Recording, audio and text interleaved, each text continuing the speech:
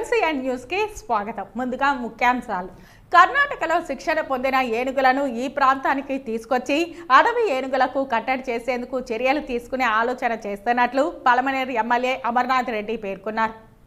ఈ రోజు బంగారుపాలెం మండలంలోని ప్రసిద్ధ మొగలేశ్వర ఆలయంలో మరియు అక్కడి గోశాలలో జరిగిన ప్రత్యేక పూజా కార్యక్రమంలో పలమనేరు ఎమ్మెల్యే ఎన్ అమర్నాథ్ రెడ్డి పాల్గొన్నారు. సెబ్ సూపరింటెండెంట్ శ్రీధర్రావు మరియు పలమనేరు అర్బన్ ఇన్స్పెక్టర్ చంద్రశేఖర్ ఆధ్వర్యంలో పలమనేరు అర్బన్ పోలీస్ స్టేషన్ మరియు సబ్ స్టేషన్ పరిధిలో 2020 నుండి 2023 వరకు వివిధ కేసుల్లో పట్టుబడిన అక్రమ మద్యం టెట్రా ప్యాకెట్లు మరియు బాటిళ్లను గుడియాత్తం రోడ్డులోని డంపింగ్ యార్డ్ వద్ద జేసీబీతో ధ్వంసం చేశారు. కుప్పంలో టీడీపీ కార్యకర్తల ఆవేశం కట్టలు తెంచుకుంది. కుప్పం మున్సిపల్ చైర్మన్ డాక్టర్ సుధీర్ను టీడీపీలోకి చేర్చుకోవద్దు అంటూ ముఖ్యమంత్రి నారా చంద్రబాబు నాయుడుకి స్థానిక టీడీపీ కార్యకర్తలు అల్టిమేటం జారీ చేశారు. Commissioner and director of municipal administration Vaddeswaram మరియు చిత్తూరు జిల్లా కలెక్టర్ వారి ఆదేశాల మేరకు ముందస్తు జాగ్రత్తల్లో భాగంగా పలమనేరు పురపాలక సంఘం పరిధిలో ఉన్న నీటి సరఫరా చేయి ట్యాంకులు మరియు సంపులను మున్సిపల్ కమిషనర్ మరియు ఇంజనీరింగ్ సిబ్బంది పరిశీలించారు.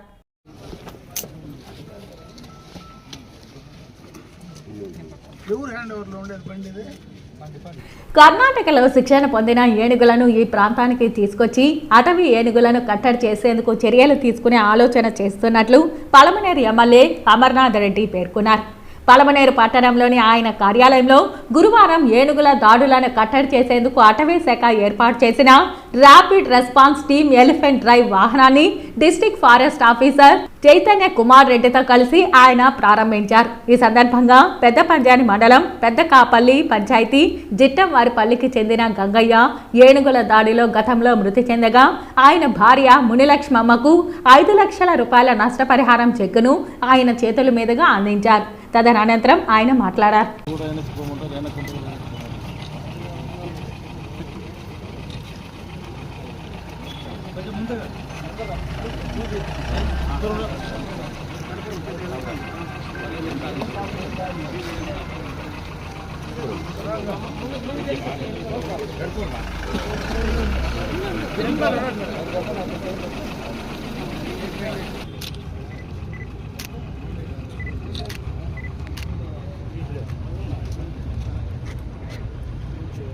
ఇమీడియట్ గా వాడుకోవచ్చు. ఈ 2.5 లక్షలు వాళ్ళు ఎఫ్డి డిపాజిట్ పెద్ద పేరు మీద 2.5 లక్షలు ఉంటుంది, ఎఫ్డి ఉంటుంది. అది ఎఫ్డి పైన కావాలంటే లోన్ తీసి వాడుకోవచ్చు. ఈ 2.5 లక్షలు ఇమీడియట్ గా డబ్బు డ్రా చేసుకొని వాడుకోవచ్చు. నీకు ఏదైనా అవసరం వచ్చింది 5 లక్షలు కష్టపడి ఇచ్చినారు వీళ్ళు. మామూలుగా ఫారెస్ట్ లోపల వాస్తవం కదా, నేను కూడా మాట్లాడినా జరిగినప్పుడు, నేను కూడా మాట్లాడినా, నేనే మాట్లాడినా, నాకు గుర్తుంది, బాగా గుర్తుంది కదా. ఫారెస్ట్ లోపల జరిగిందంటే ఫారెస్ట్ లోపలైనా బయట అయినా చనిపోయినది వాస్తవమే కదా అని వాళ్ళు మానవతా దృక్పథంతో ఇది చేసినారు, సహాయం చేసినారు. లేకపోతే రాదు మనకు డబ్బు. అర్థమైనా డిపార్ట్మెంట్ వాళ్ళు కూడా సహాయం చేసినారు. గ్రామ పంచాయతీ పరిధిలో ఫారెస్ట్ డిపార్ట్మెంట్లో అంటే ఫారెస్ట్ లోపల మునిలక్ష్మమ్మ గంగయ్య అని ఎలిఫెంట్ అంటే ఏనుగుల వల్ల దాడిలో చనిపోవడం జరిగింది. దానికి ఈరోజు డిపార్ట్మెంట్ నుంచి, ప్రభుత్వం నుంచి 5 లక్షల రూపాయలు కాంపెన్సేషన్ ఇవ్వడం జరిగింది.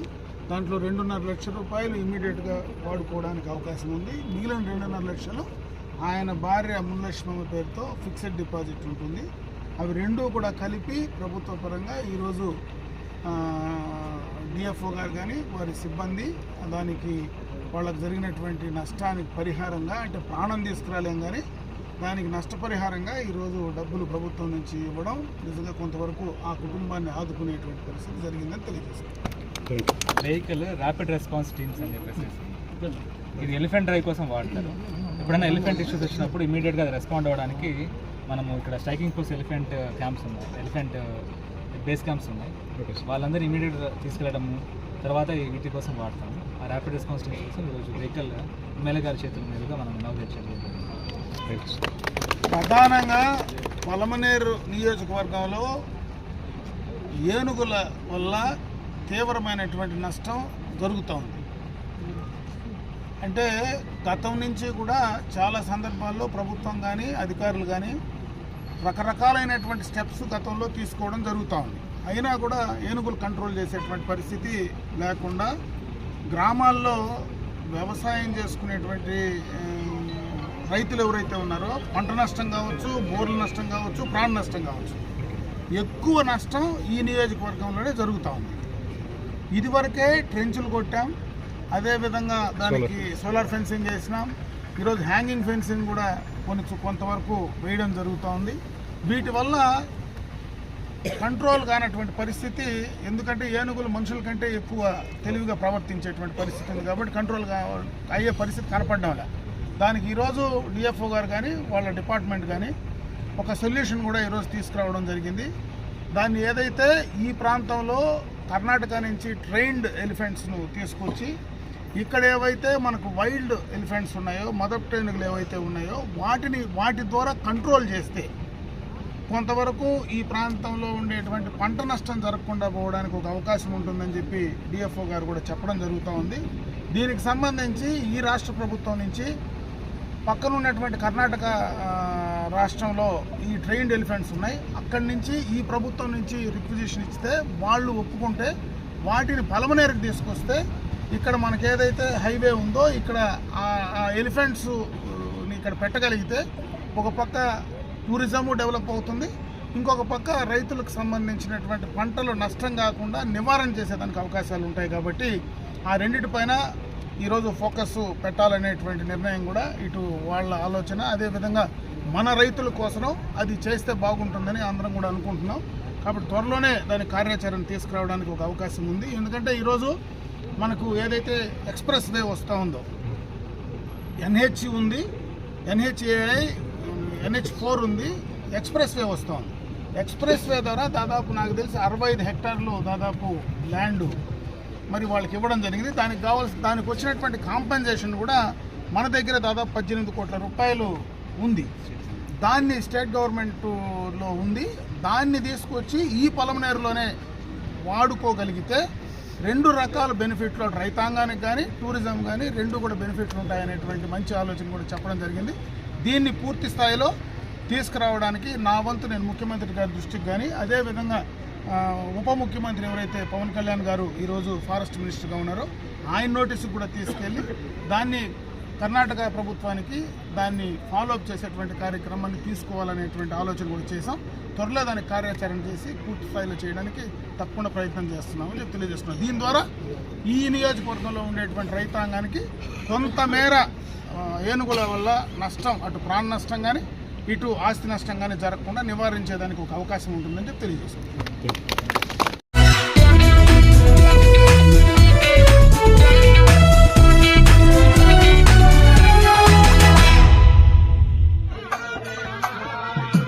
ఈ రోజు ఉదయం బంగారుపాలెం మండలంలోని ప్రసిద్ధ మొగలేశ్వర ఆలయంలో మరియు అక్కడి గోశాలలో ప్రత్యేక పూజా కార్యక్రమాలలో పలమనేరు ఎమ్మెల్యే అమర్నాథ్ రెడ్డి పాల్గొన్నారు.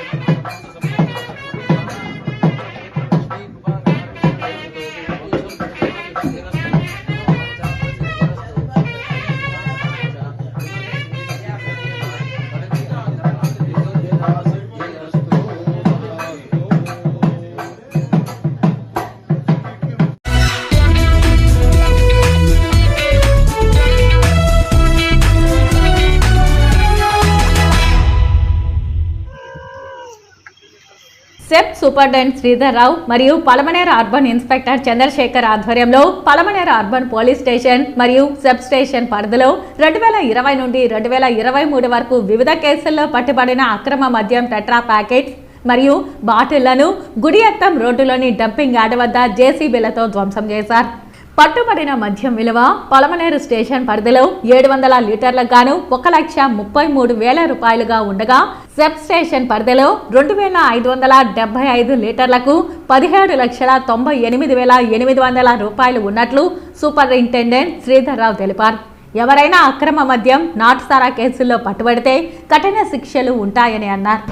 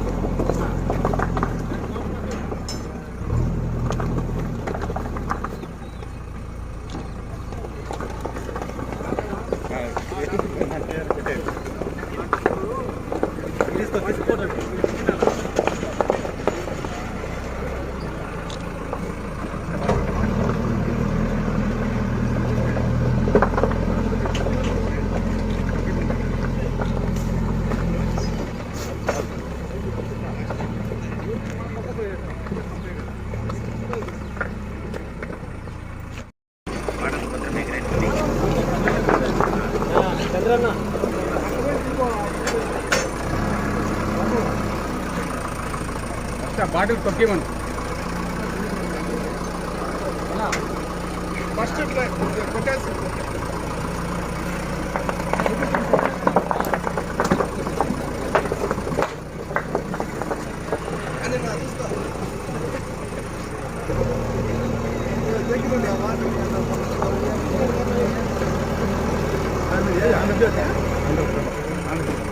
ఈనాడు వీడియో అంతా వచ్చింది సార్, వాళ్ళంతా వాళ్ళే.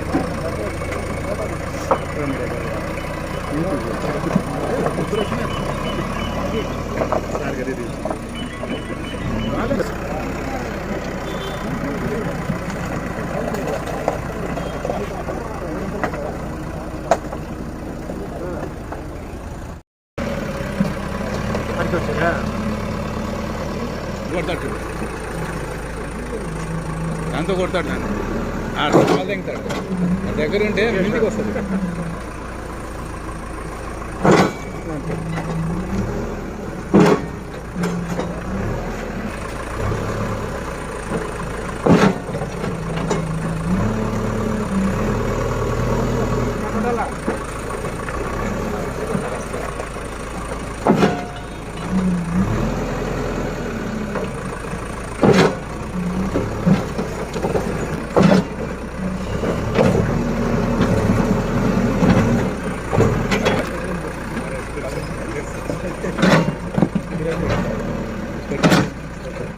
మన చిత్తూరు జిల్లా ఎస్పీ గారి ఆదేశాల మేరకు, అలాగే మా అనంతపురం డిప్యూటీ కమిషనర్ షెబ్బు గారి ఆదేశాల మేరకు అక్రమ మద్యం కేసుల్లో పట్టబడిన అక్రమ మద్యాన్ని ఈ దినము మా షెబ్బు స్టేషన్ పొలమనేరు పరిధిలో, తర్వాత షెబ్బు police station local police station Palamaner పరిధిలో పట్టుబడిన కేసులలోని మద్యంను ధ్వంసం చేయమైనది. దాని వివరాలు: మా పొలమనేరు స్టేషన్లో వచ్చేసి 66 కేసుల్లో 190 లీటర్లు ధ్వంసం చేసినాము. దాని విలువ దాదాపు 1,33,000.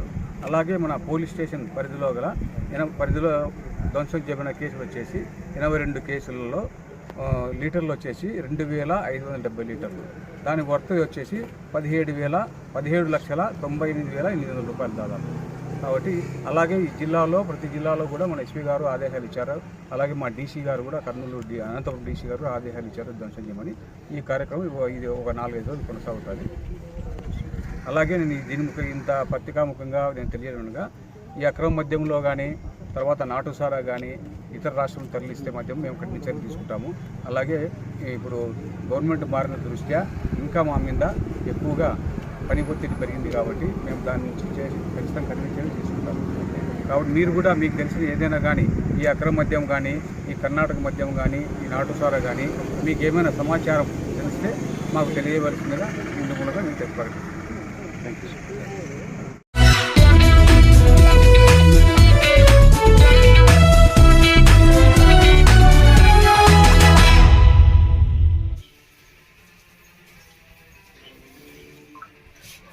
Sriyuta commissioner and director of municipal administration Vaddeswaram మరియు శ్రీయుత జిల్లా కలెక్టర్ చిత్తూరు వారి ఆదేశాల మేరకు ముందస్తు జాగ్రత్తలలో భాగంగా పలమనేరు పురపాలక సంఘ పరిధిలో ఉన్న నీటి సరఫరా చేయు ట్యాంకులు మరియు సంపులను మున్సిపల్ కమిషనర్ మరియు ఇంజనీరింగ్ సిబ్బంది పరిశీలించారు. సదరు ట్యాంకుల నందు ఉన్న నీటిని క్లోరోస్కోప్ ద్వారా పరీక్షించి మరియు డైరెక్టర్ పంపింగ్ ద్వారా సరఫరా చేయు నీటిని H2S టెస్ట్ల ద్వారా నీటి నాణ్యతలను పరిశీలించారు. సదరు తనిఖీ యందు deputy executive engineer, assistant engineer మరియు సచివాలయ సిబ్బంది పాల్గొన్నారు.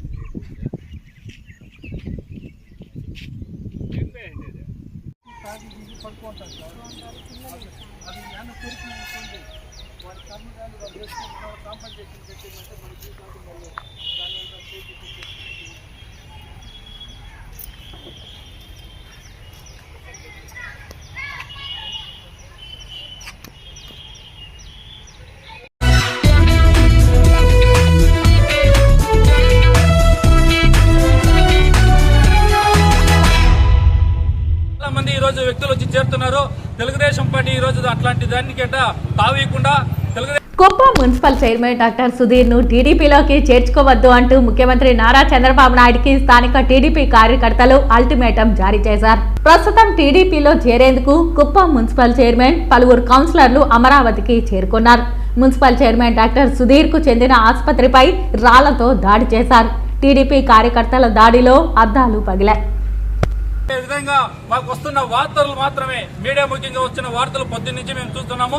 ఈ రోజు మా కార్యకర్తలు మొత్తము దీనిపైన నిరసన కార్యక్రమం చేయాలని చెప్పేసి ఈ హాస్పిటల్ దగ్గరికి రావడం జరిగింది.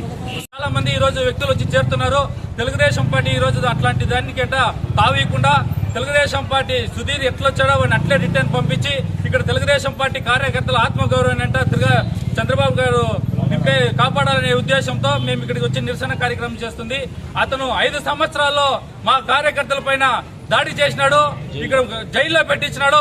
అలాంటి వ్యక్తి ఈ రోజు ఎవరో వ్యక్తిని పెట్టుకుని ఈ రోజు బేరం మాట్లాడేకి అక్కడ పోయి నేను ఏదో చేయలేదని చెప్పే విధంగా మాకు వస్తున్న వార్తలు మాత్రమే, మీడియా ముఖ్యంగా వచ్చిన వార్తలు పొద్దున్న నుంచి మేము చూస్తున్నాము. ఈ రోజు మా కార్యకర్తలు మొత్తము దీనిపైన నిరసన కార్యక్రమం చేయాలని చెప్పేసి ఈ హాస్పిటల్ దగ్గరికి రావడం జరిగింది.